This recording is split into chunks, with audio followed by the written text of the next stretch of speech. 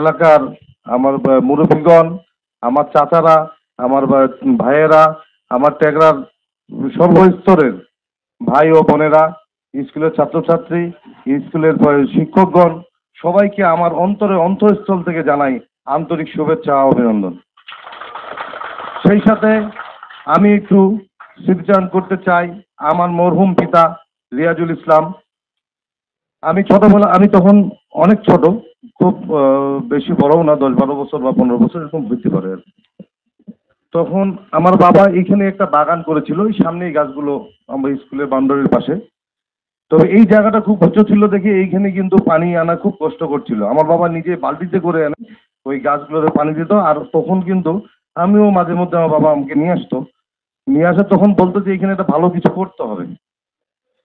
তো এই আলোচনা করতে করতেই উনি এক সময় স্কুলের একটা ডিসিশন নেয়, বলে যে একটা স্কুল করবো আমরা। স্কুলের ডিসিশন নিয়ে এখানে স্কুলের জায়গাও দিলেন এবং স্কুল যারা যারা মিলে করলেন, তাই সেই লোকগুলোকে মোটামুটি আমার মনে পড়ে আমার বাবার সাথে আমাদের সেক্ষেত্রে কাদো চাচাও মাঝে মধ্যে যাইতো, আবুল খায়ের চাচাও যাইতো বাসায়, এবং মিজানুর চাচা, শরীফ ভাই, আপেল ভাই এবং ঘুটু ভাই, তারপরে আজাদ ডাক্তার চাচা, উনি এখন ওনাকে তো অনেকদিন দেখা যায় না, ওনাকেও দেখছি। আল্লাহ ওনাদেরকে বেহেশত নসিব করুক। যারা যারা এই স্কুলের জন্য করেছে, যারা মারা গিয়েছে, আল্লাহ যেন তাদেরকে জি এই টেকরাবাসী অর্থায়ন করেছে। আমার বাবা হয়তো কিছু জায়গা দিয়েছিল, সবারই অর্থ সবারই সহযোগিতায় এখানে স্কুলটি গড়ে উঠেছে।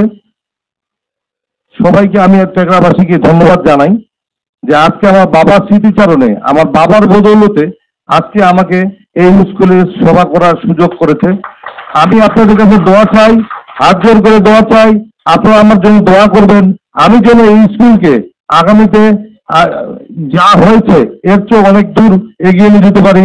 যেমন নসর চাচা একটা কথা বললো যে আমরা আগামীতে এটা কলেজ করব, আমি আমার সর্বসাধ্য চেষ্টা করব আমি যেন এই স্কুলকে আগামীতে আপনাদের কলেজ হিসেবে উপহার দিতে পারি।